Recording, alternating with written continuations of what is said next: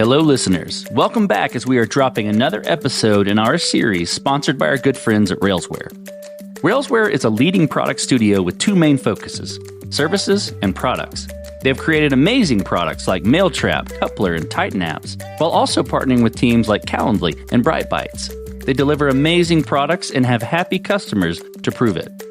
In this series, we are digging into the company's methods around product engineering and development. In particular, we will cover relevant topics to not only highlight their expertise, but to educate you on industry trends alongside their experience. In today's episode, we are chatting with Julia Starun, product director at Railsware with over 17 years of experience in product management, business process automation, and optimization. Julia will share her insights into where an MBA helps you manage a product team and where it doesn't. Julia, thank you for being on Code Story today. Excited to jump into our topic today around, does an MBA help you manage a product team? I'm an MBA myself. Super excited to hear from the product director at Railsware. You have 17 years of experience in product management and building awesome products. So really excited to have you on the show today. Thank you, Noah. And great to hear that this is something that you are also interested in. I just recently graduated. 5 days ago, I just got my diploma. It's all fresh, let's say, and maybe we can compare our experience. Absolutely. Congratulations. I know it's a lot of work to get an MBA. It was a lot of work for me as well and really got a lot of value out of it. But I'm really curious to dive into the overlap and the drive in product management. Before your MBA, which you got 5 days ago, you just mentioned, what was your story before that? And what motivated you to pursue it? For the past 5 years, which means 3 years before I started MBA, I was managing products here in Railsware, and Railsware is a flat structure company, meaning that all of the teams are responsible. You don't need to babysit, but you need to wear many hats. For example, I was overseeing not only product development and leadership of the engineering team, but also, of course, marketing, sales, like monetization of the products, and all other things. And even though, before that, for over 10 years, I was automating processes in different companies across the globe, including marketing processes, including sales processes, finance, everything. I felt like in order to actually have some hands-on practice and execute those changes in departments and know how to build marketing from scratch, how to understand what is the best go-to-market strategy, it's not enough to have such experience only from the big companies. I lack some frameworks, some structured approach. And that was the reason why I joined MBA program, because I thought that I will get some fundamentals and I will cover the gap between what I see right now on the market and actually what I experienced when I was automating processes in big companies before that. Certainly. I appreciate you walking through that. And I relate to that. As an engineer and a purely technical individual in my undergrad, I went and got my MBA to fill some of those business gaps that I wasn't aware of, to give me more of a foundation to become an entrepreneur and a product builder.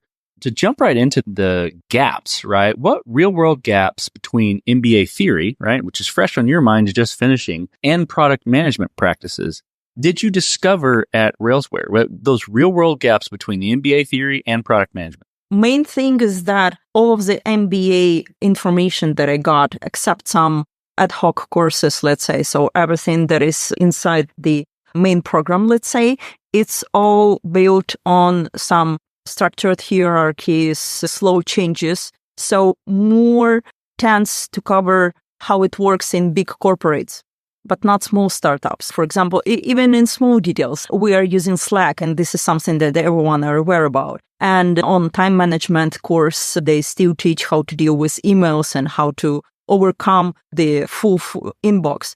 Right now, we can actually, OpenAI recently launched their new browser, and you can use agents to organize your email box. And on the courses on MBA, I was taught that I need to have a secretary who would do it instead of me.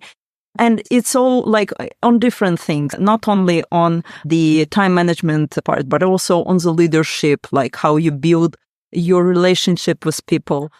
It's all a little bit more bureaucratic, if I can say it like that, rather than what I can see in the real world right now in IT.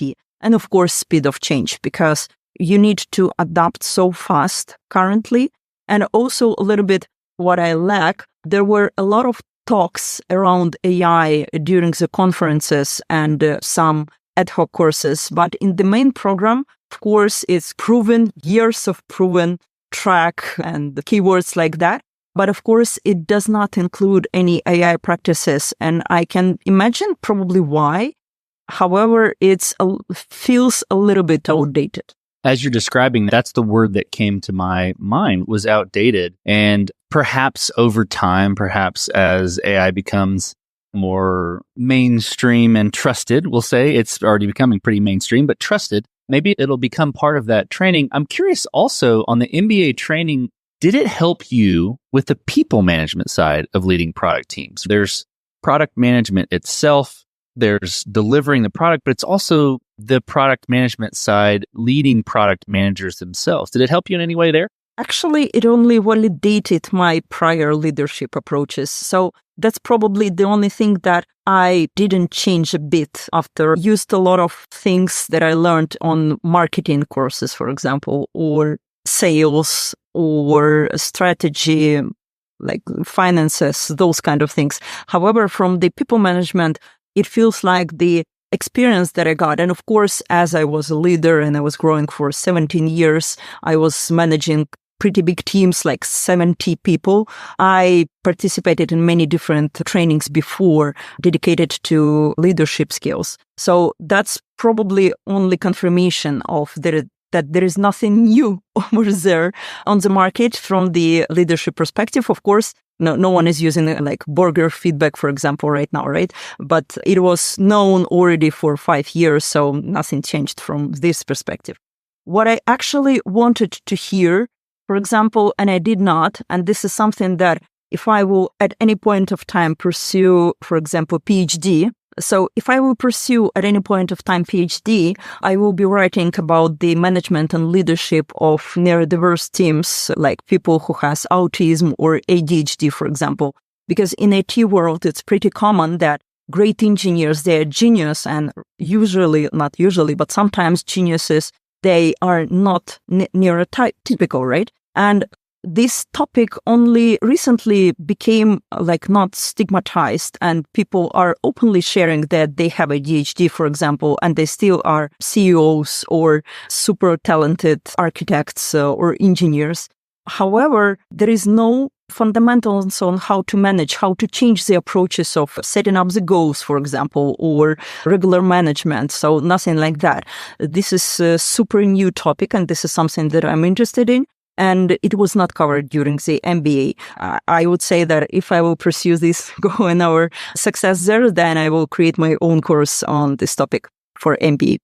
Okay, so in an MBA, you learn lots of different frameworks, approaches, tools, things to know, things that have been traditionally used in business.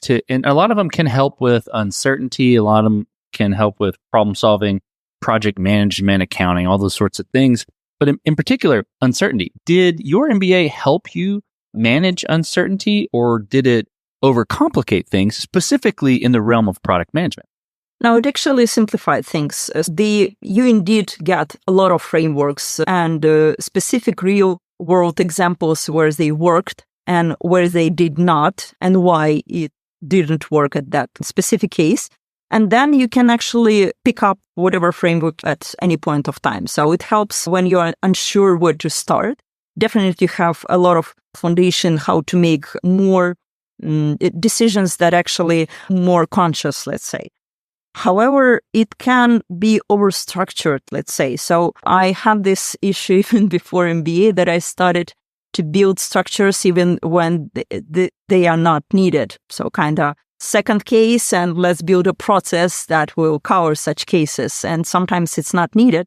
And MBA probably is pursuing this specific approach that everything should have a framework. Everything can be covered with such kind of system. And that's when you need to stop yourself and think about maybe it's not the case and you just need to do the job right now and think about the structure later. So the key is balance. You should use frameworks, however, not as cages, but rather as a foundation to start something and then see how it goes. Certainly. This next question is I'm actually really excited about because I think it makes so much sense from a product management standpoint. When in MBA, you're understanding or you are taught the business stuff, quote unquote, right? Like the P&L, the unit economics, financial modeling. And I even mentioned earlier, project management, accounting, all the things that sort of make a business run. But in particular, P&L, unit economics, and financial modeling around how a product could essentially affect the performance of a business. Does understanding these sorts of things change how you approach product decisions or inform them in any way or modify them? What do you think about that? And this is actually the best part of what I get from MBA, because as I managed, it didn't affect my people management or leadership anyhow. However, the way how I approach product decisions changed a lot. For example, like we studied 35 different monetization strategies, like 35 of them. And we were forced to think about all of them, like how to apply them, for example, to the coffee shop. And usually we think about what? Flat fees, subscriptions, everyone wants subscription, maybe some pay-as-you-go, and that's it, because that is something that is lying on the surface. But there are much more of the things that you can actually, how you can monetize your product. And it stimulates creative thinking as well. So at this point of time, this exercise taught me that quantity actually can become a quality when you generate such things. So you know that there are 35 things over there. And instead of thinking, how can I apply my subscription model to this product? So how can I monetize it to get my perfect SaaS metrics? You can think wider and about many more other approaches, how to get monetization, how to build go-to-market strategy, how to position your brand. So it broadens your problem-solving lens for sure. Yeah, that makes a ton of sense. And when I think about product management and decisions, even thinking about all those different pieces, it really amplifies the impact from product decisions as well, knowing those details. Does an MBA business strategy training help product managers think beyond features to market positioning? I think this sort of overlaps with the last question a bit, but maybe in particular, the market positioning. Absolutely. I practiced all of the theories based on the 3 different cases, as I'm wearing several hats inside Railsware. So I am overseeing Railsware Product Studio as the consultancy part, where we actually build products for other customers. And also we have our own products. So each of our product, we can actually look at it as a separate business, right? So all of the strategies and all of the positioning and all of the other practices I practiced on 3 cases. That's Railsware Product Studio, Coupler.io, that's one of our products, and also TradeZella as one of the consultancy products I'm currently leading. And each time, it's different businesses. So you think about, okay, what will be the target goal for the next 3 years, for example, would be the money only, or should we grab some market share? And it actually, so no one asks you to do that for some artificial cases. They actually say, hey, you know your business so well, so you need to actually practice it on your business, come up with some strategy how to improve your position on the market, and you need to do that. And it's been validated by other bright people with brightest minds over there. It's, thinking about the problems of your business together with C-level executives from other companies. It's so much improves the quality of the decisions and ideas that you get that it's hard to repeat outside of this environment of the MBA. So you mentioned your story around before you got your MBA and what motivated you to go there.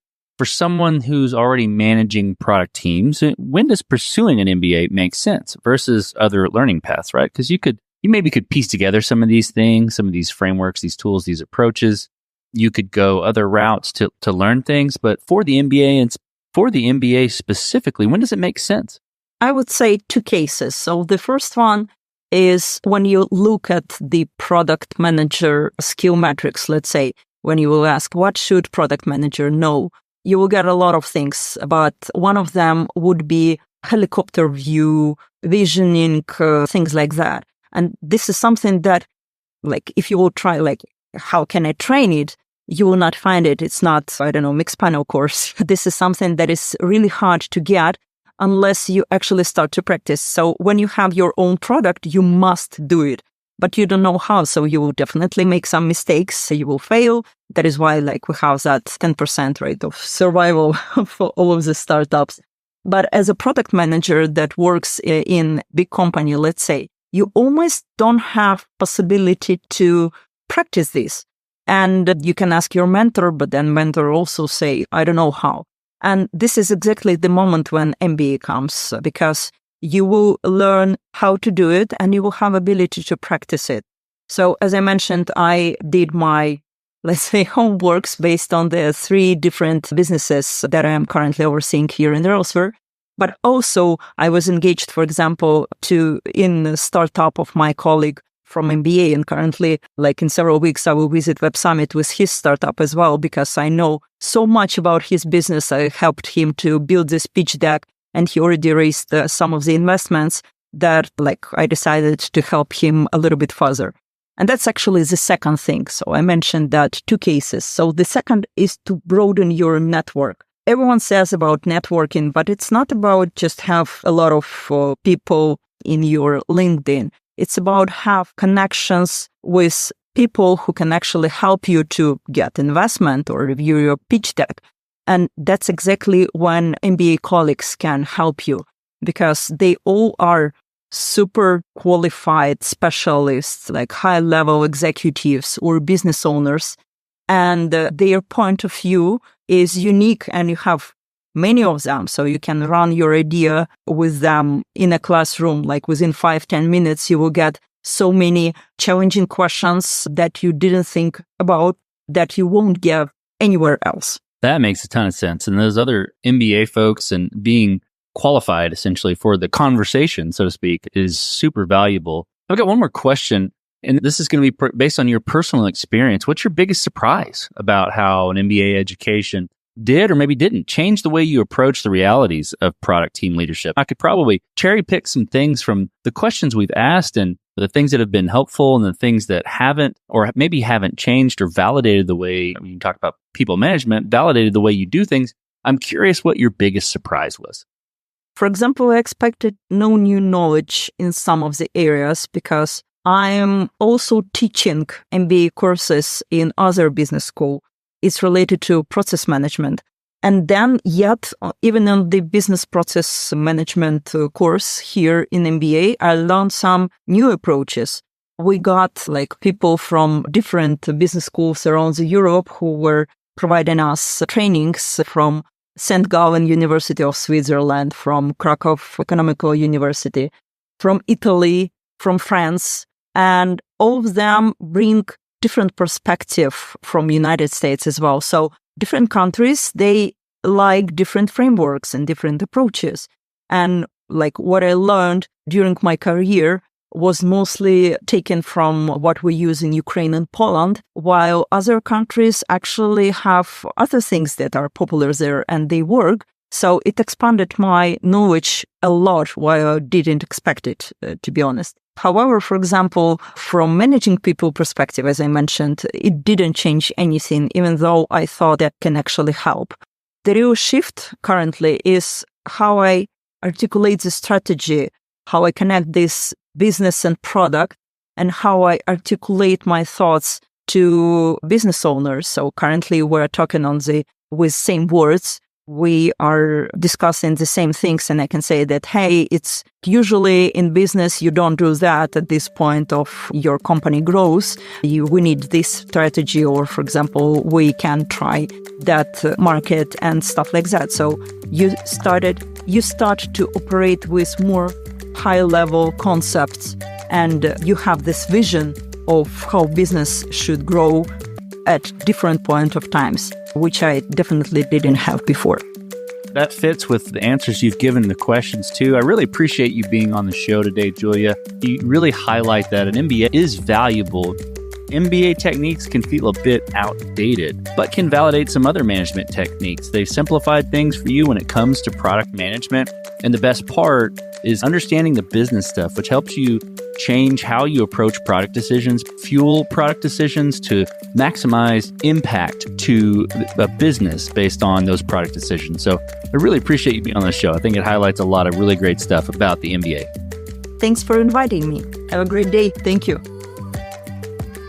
Julia outlined some important points about how an MBA can feel a little bit outdated compared to how fast the product management industry moves. That said, the value from understanding the quote-unquote business stuff changes how you approach product decisions, which can vastly improve product outcomes. Thank you for listening today. If you would like to learn more about Railsware, please visit their website at railsware.com. That's RAILSWARE.com. And thanks again for listening.